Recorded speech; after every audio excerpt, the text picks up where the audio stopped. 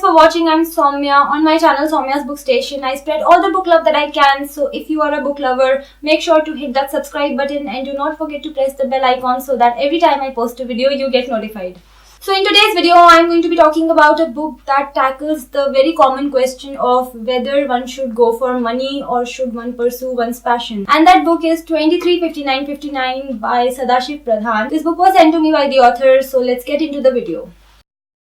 So this book is the story of a student named Jay who ends up getting an admission in the topmost B school of India. On reaching this B school, he finds out that the culture there is of cutthroat competition. So we get to read about Jay's 2-year-old long journey in this B school, which is extremely challenging and grueling. Now Jay's character is that of a person who is not exactly sure why he wants to do MBA and what is he going to do after he attains his MBA degree. But Jay has two friends named Ishan and Abhimanyu who are very clear on their respective reasons for joining this B school, although their reasons are completely opposite. So this story basically tackles the question of should a person pursue money or should a person pursue one's passion, and it also talks about whether it is okay to have a very singular pursuit in mind or should you keep your options open.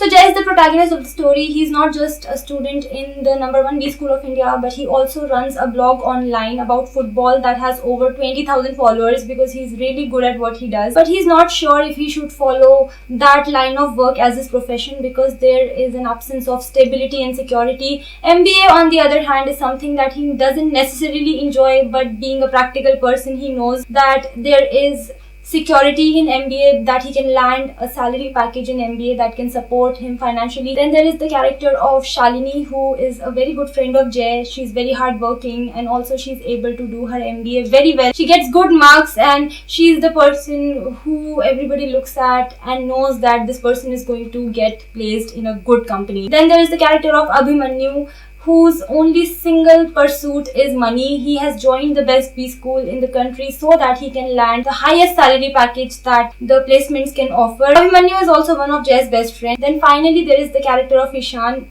another one of Jay's best friends, whose sole purpose of joining the B school is to follow his passion. He wants to develop a business model and he has joined the B school to learn how to implement his business model. Money and salary packages are not in his agenda anywhere. He doesn't really care about the grade. He has joined the B school to learn. So I honestly do like the subject that this book tackles. Whether one should pursue only money or whether one should go for one's passion irrespective of money is a question that comes to mind quite often. Now, if you are from a middle class family, the choices are simple. You often take the option that has more stability, that has more monetary security. Following your passion seems to be a grand thing to do, but a lot of times what happens is that following only your passion without thinking about money ends up being extremely disappointing and not to mention expensive. So in that sense, I feel that the protagonist Jay is a very relatable character. He runs an online blog and has quite a lot of followers, but there is no stability, no security, so he is not following that particular line of profession because he doesn't know what the future might be. So he is doing MBA, something that he does not enjoy, but something that he knows that he needs to do if he wants monetary security in his life. Abhimanyu's character was also very practical because he's the person who pursues only money and he's the kind of person who adds fuel to the cutthroat competition. He's somebody who can do anything and go to any extent to achieve his goal. A lot of times in the books, he justifies his actions by saying that if the other people are not brave enough to do it, then why should I stop myself from doing it? So that is a very harsh argument, but you cannot deny the logic behind it. But then again, most of the people are not like that. I am definitely not like that, but I have seen people like Abhimanyu, so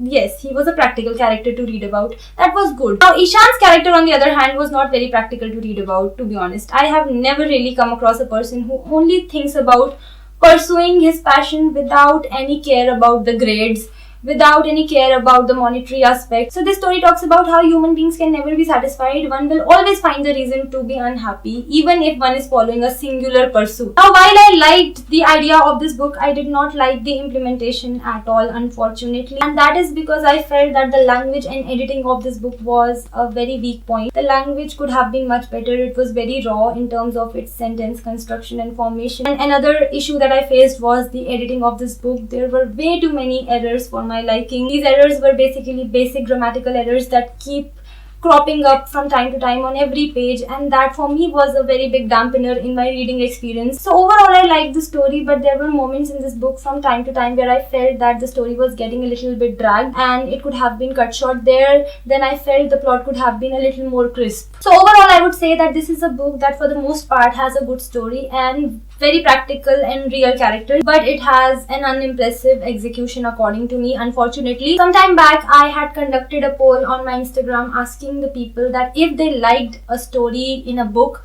will they be willing to overlook the editing errors? And a swooping 40% said that they would overlook the errors if they liked the story enough. So with that thought in mind, I would like to say that if you liked what I told you about this book, and if you are that person who can ignore editing errors for a good story, then you can consider picking this book up, because as I said, it is very practical and it does tackle a very important issue and it is engaging because of that. So that was my review of 235959 by Sadashiv Pradhan. I have tried to cover all the aspects of the book. I hope you found my review useful. If you want to get your hands on this book, then I'll leave the link for that in the description box. If you want to connect with me on my social media, the links are in the description. I'll see you in my next video. Till then, bye bye.